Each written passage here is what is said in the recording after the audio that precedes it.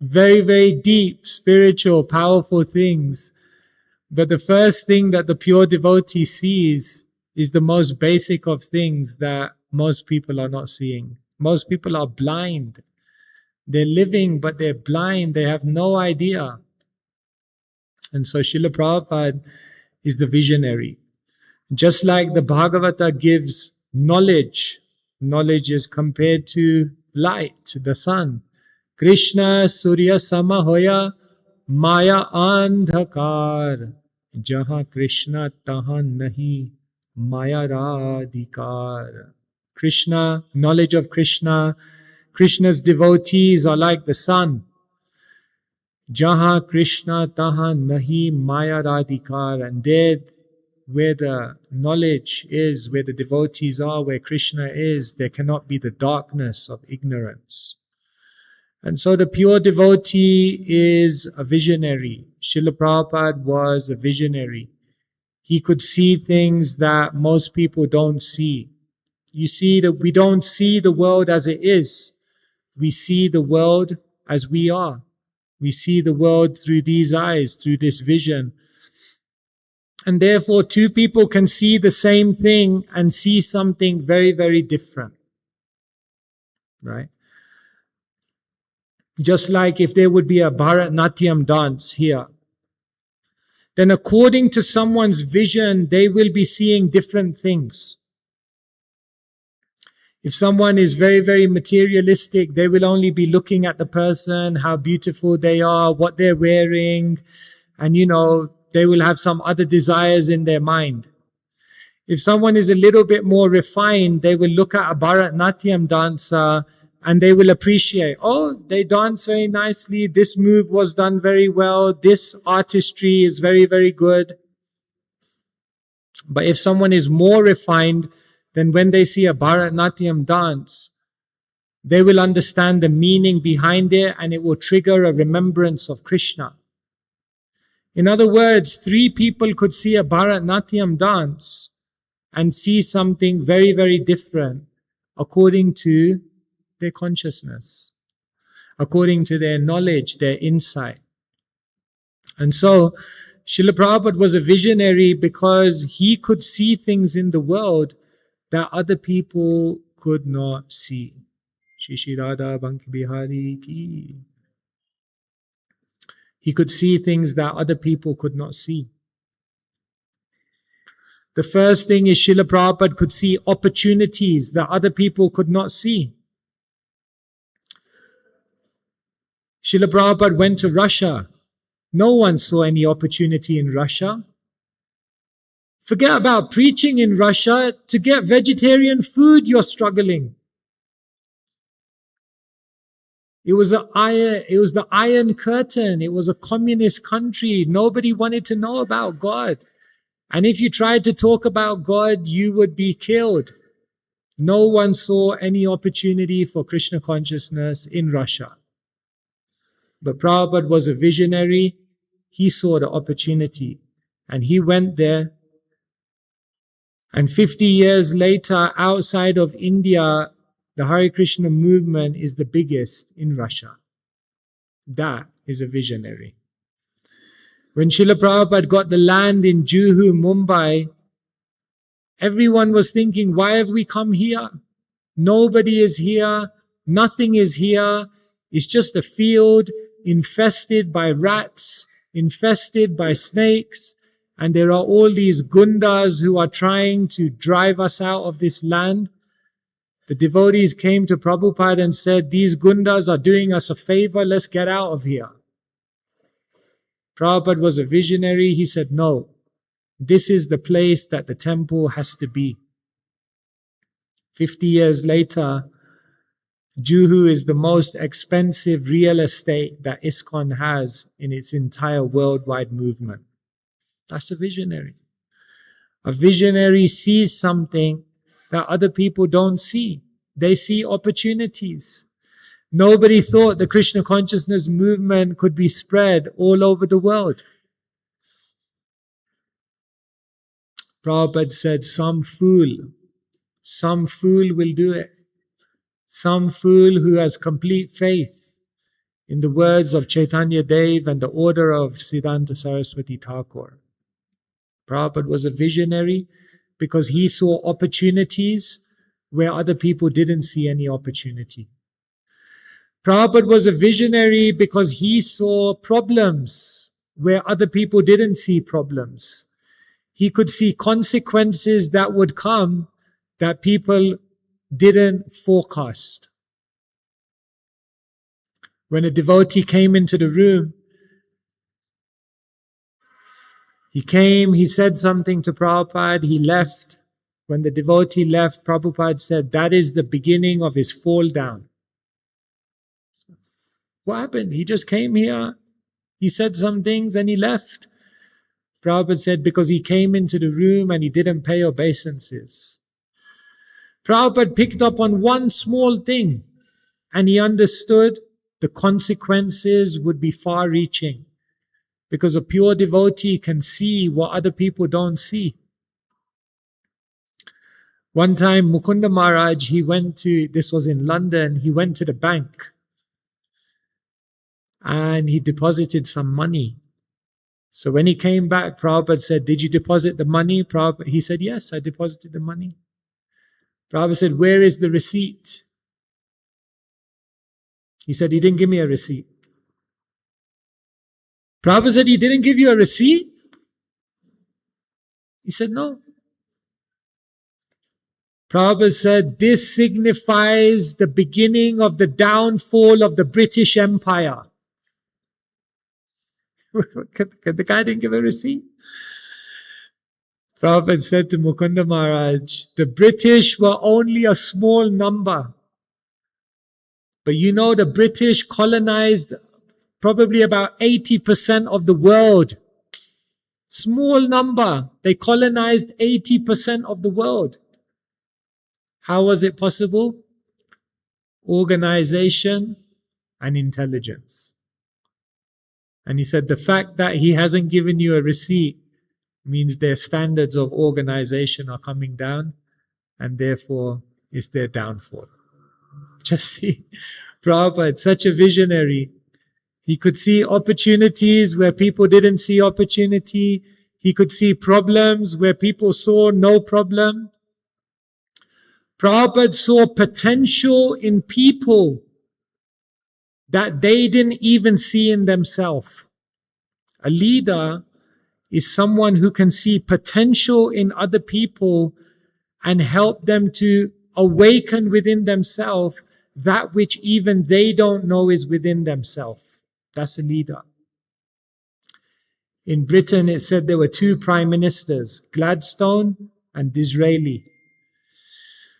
And they said when you went in a room with Gladstone and you came out of the room, at the end of it, you thought, wow, that person is amazing.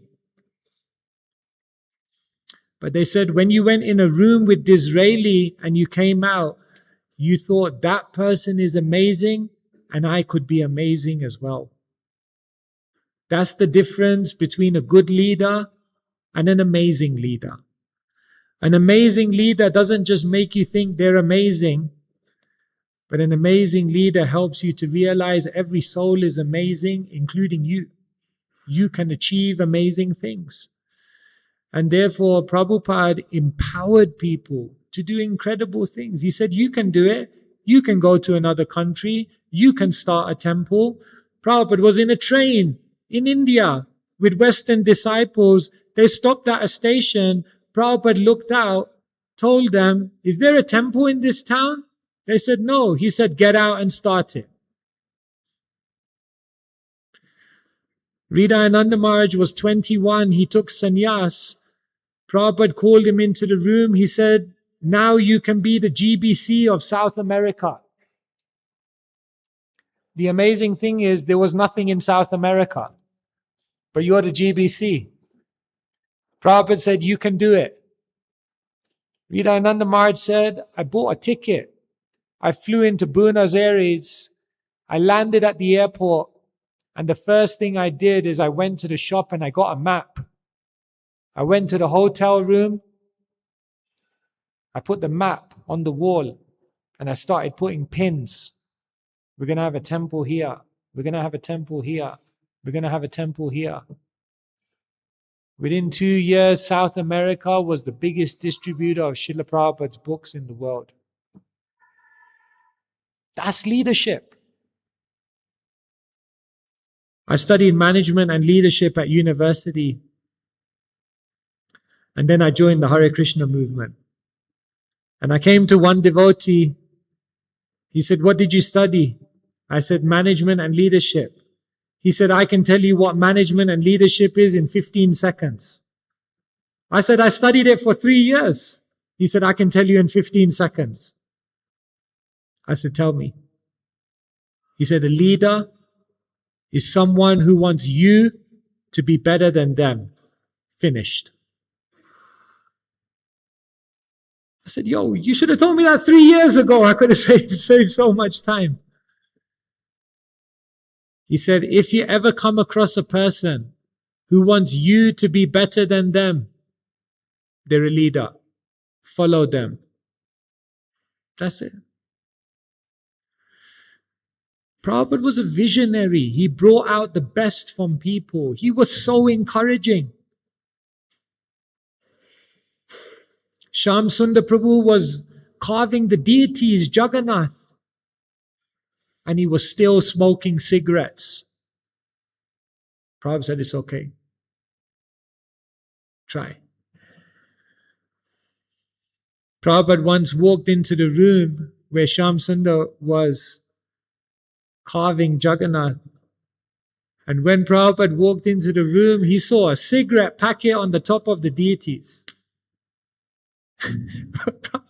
Prabhupada got his cane, and with his cane, he just flicked the cigarette packet off the deities. And then he looked at Shyam Sundar and he said, "You've already come to Krishna. You've given up so much. You've come to Krishna. Why are you just letting these cigarettes stand between you and Krishna?" And then Prabhupada told Shyam Sundar, "Just smoke one less every day.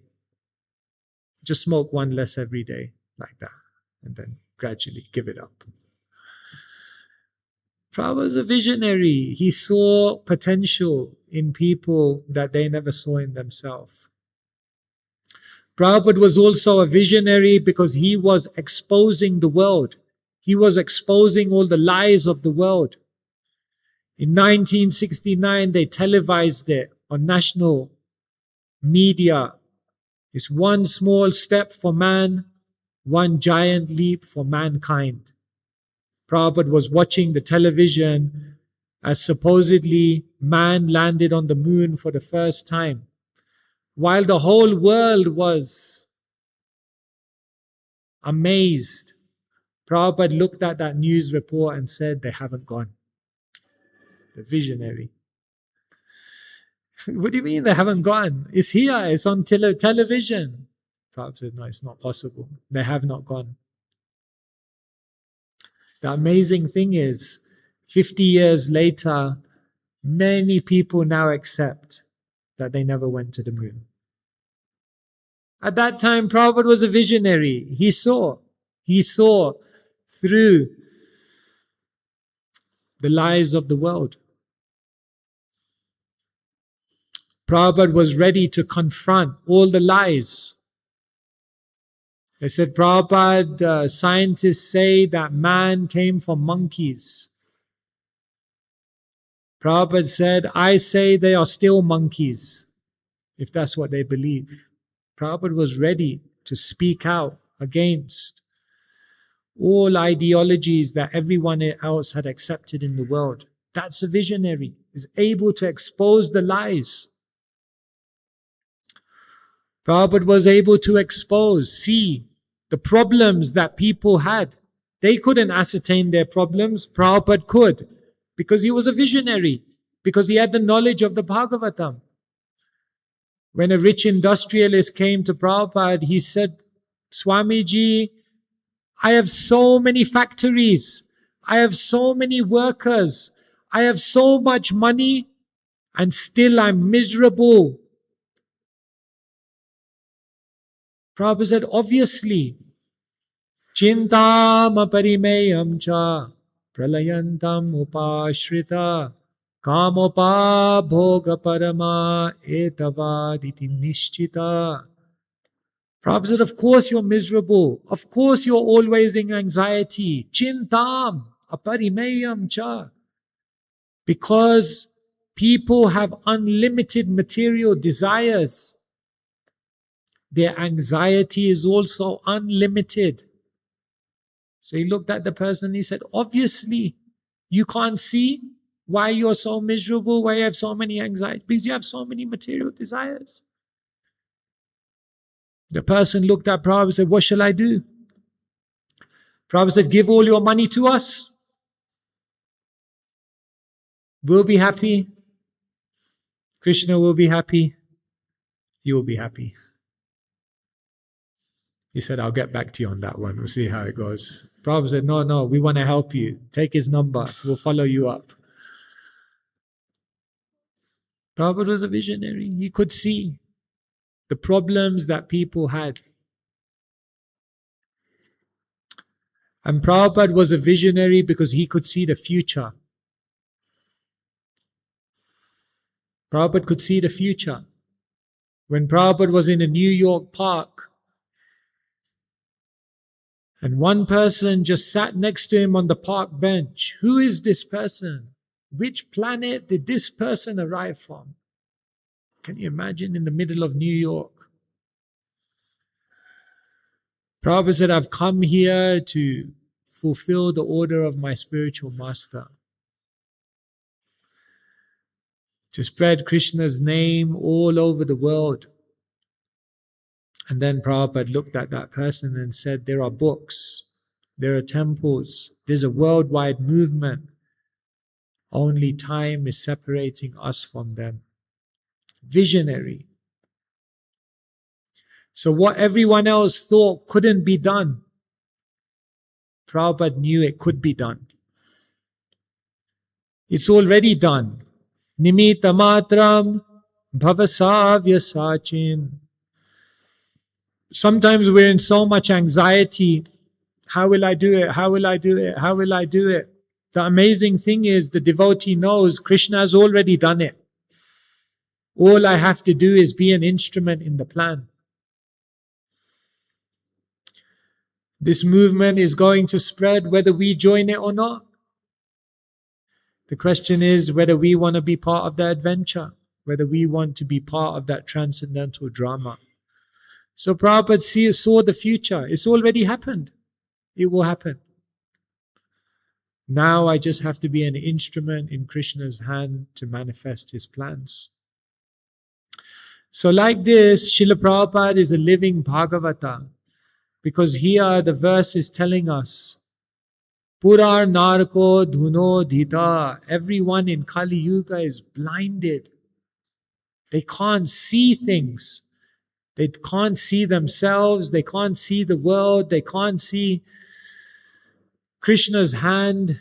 No one can see any of these things. So the Bhagavatam gives light. But then the living Bhagavata also shows this vision that we can see opportunity. We can see problems before they become big. We can see the potential in other people. We can see the future of the Hare Krishna movement.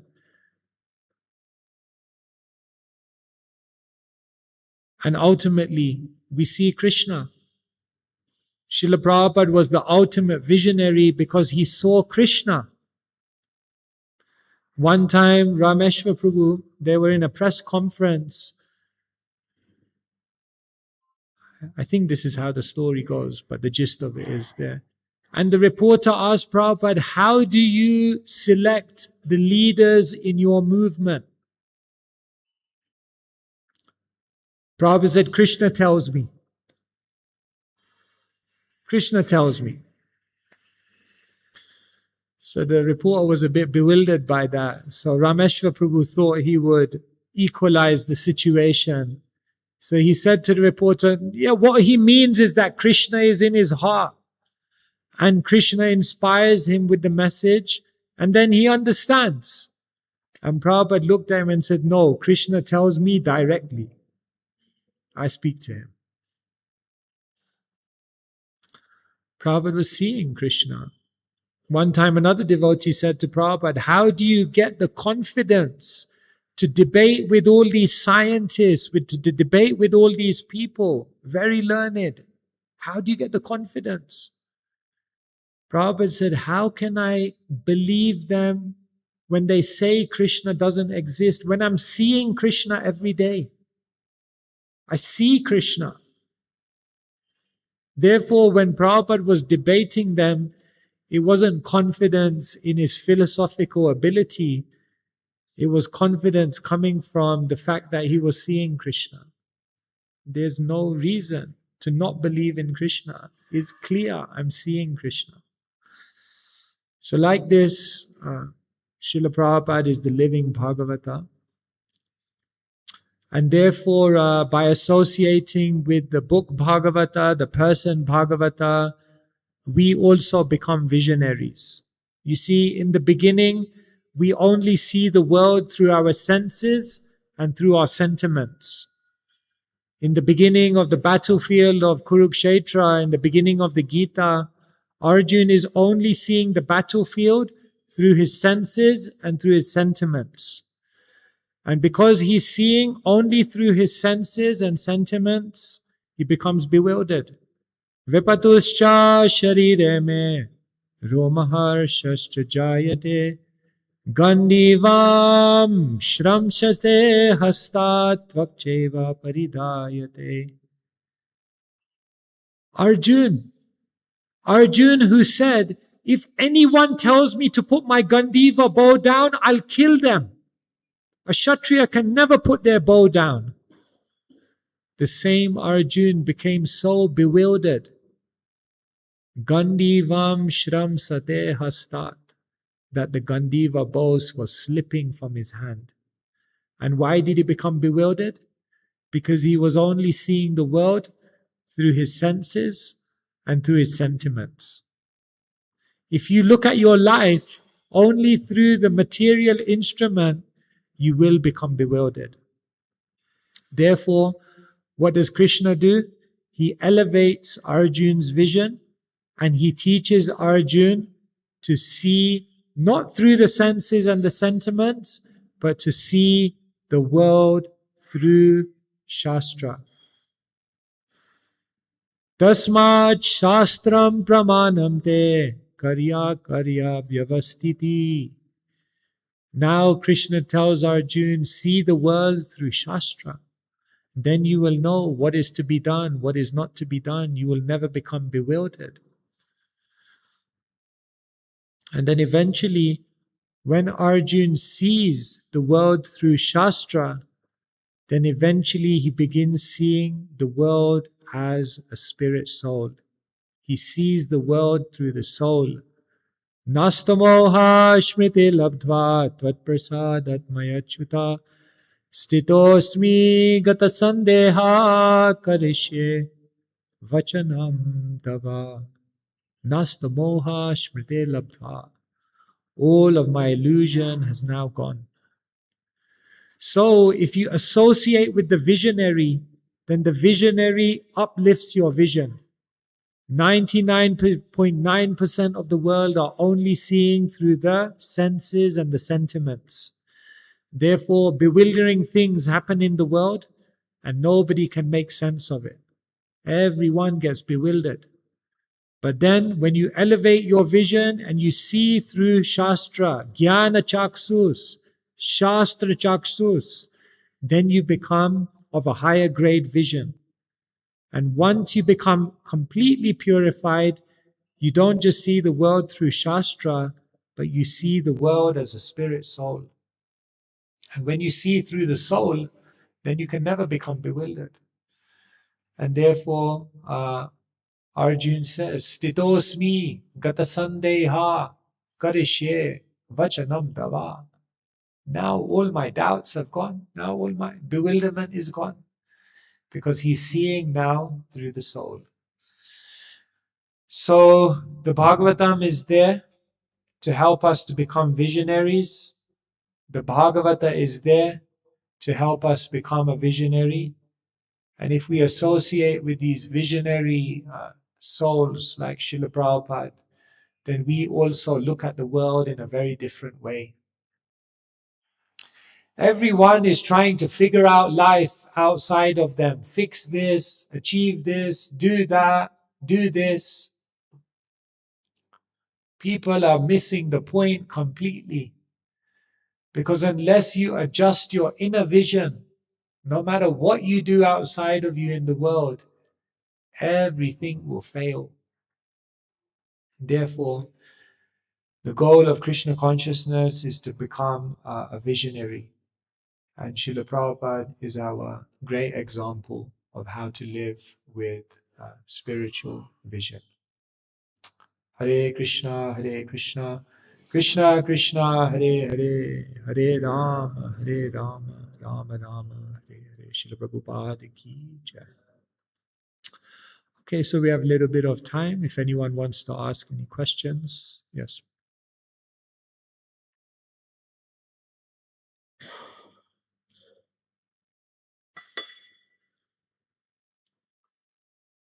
Krishna Maharaj, thank you for the class. So, Maharaj, like how you spoke about having a vision, and we see sometimes there's a challenge in balancing culture versus the modern lifestyle. Because when you want to introduce something, generally the term is it's not Prabhupada's standard. So, where do you draw the line?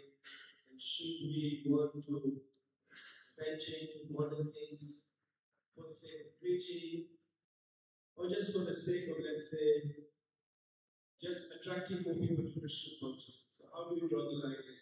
Should we elect for systems? Yeah, thank you for this question. Well, maybe in the next few days, one of the sessions will be Prabhupada the Innovator. So we'll do a whole class on this. How Srila Prabhupada knew expertly how to preserve the principles of Krishna consciousness but adjust to the time, place and circumstance.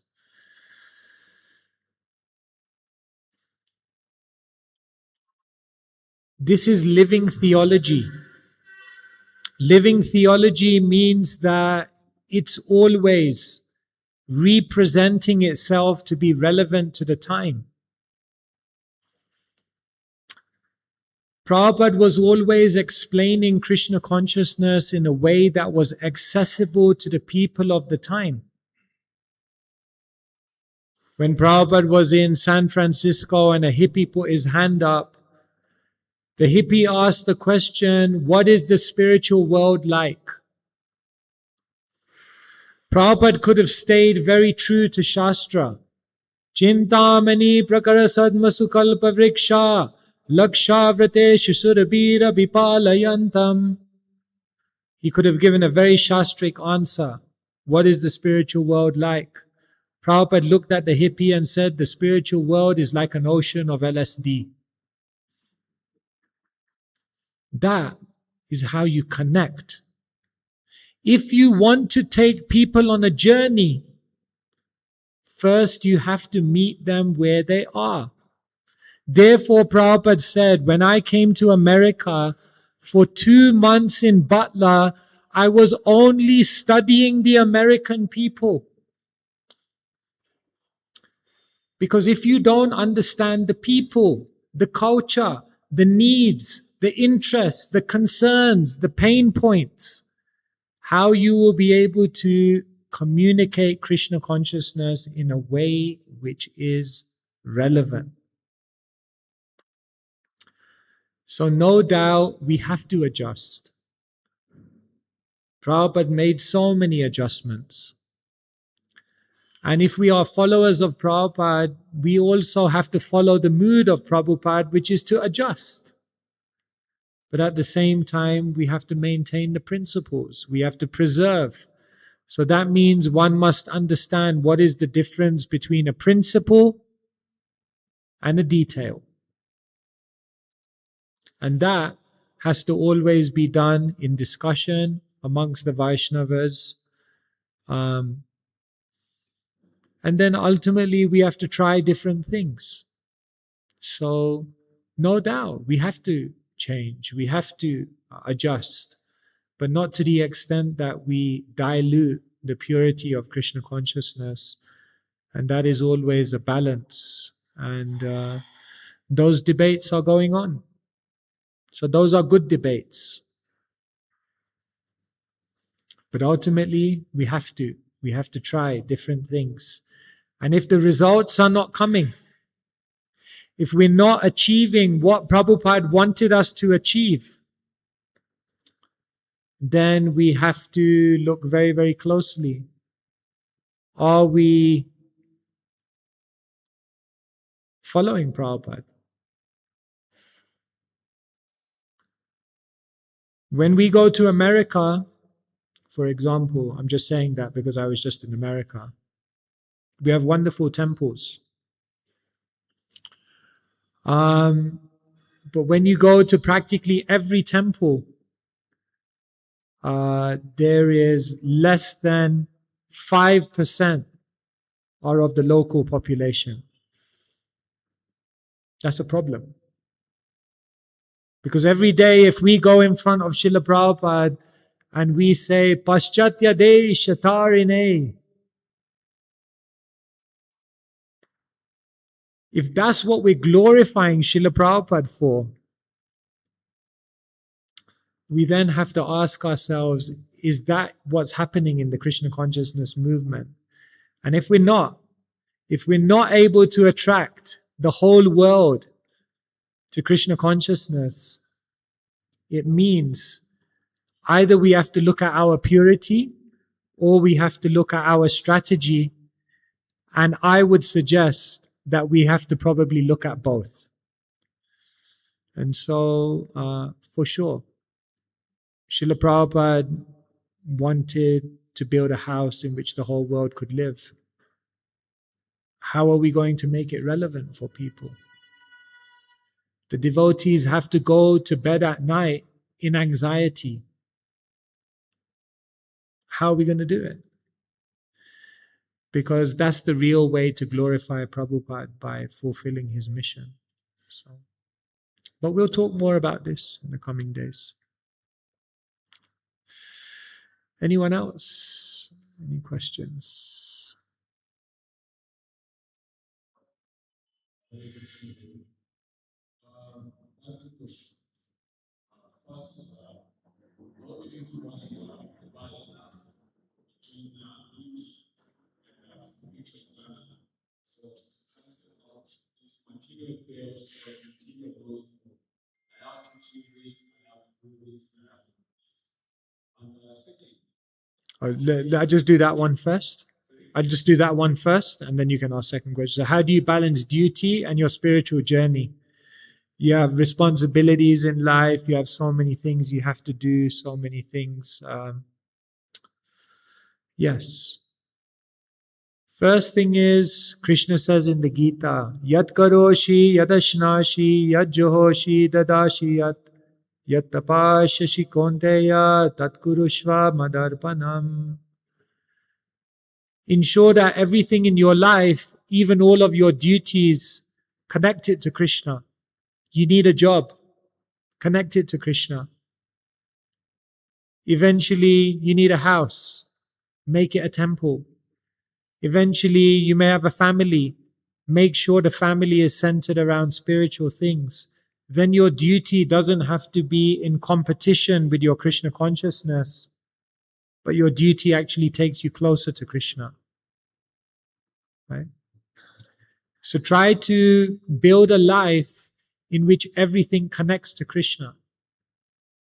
But yes, you have to put time, you have to put energy, you have to put effort into pursuing your duty. And sometimes it feels like that means you have less time for Krishna consciousness. Right? I think that's what you're saying. So therefore, at least have good sadhana, at least have times in the week, times in the year when you fully dedicate yourself to Krishna, times in the day when you fully dedicate yourself to Krishna. And then you have to go out there and do your duty. But as Krishna says to Arjuna, Tasmat sarveshu kaleshu ma manusmara yudhya cha. You have to fight and at the same time you have to remember me. So if you have good sadhana, if you have good times of spiritual absorption, then even when you're out there and you're doing your duty, you'll still be able to remember Krishna. You won't be forgetful. So like that. Connect your duty to Krishna, and outside of doing your duty, do very good sadhana. Then when you're doing your duty, you'll be able to remember Krishna. Is that okay? So when we speak on Gita, we always struggle to find a clear path to beauty for the purpose, accept the purpose. We always want to try this, do this, try this, can achieve this, do this. How do you form a clear consciousness that yes, if I get to this path, I achieve this. How do you develop that sense of Purpose, focus, and purpose. There are only 2 verses that are repeated in the Bhagavad Gita verbatim. One verse, Krishna says, always think of me. Krishna says it twice. There's one other verse that Krishna repeats twice in the Gita. Shreyan svadharma viguna paradharma svanustitat. This verse Krishna repeats twice. He says, you must do your own duty, even if imperfectly, and never imitate another person's duty. Krishna, he says that twice. That's very, very important. Very, very telling. So everyone has a purpose. Everyone has a unique personality. Everyone has a unique ability.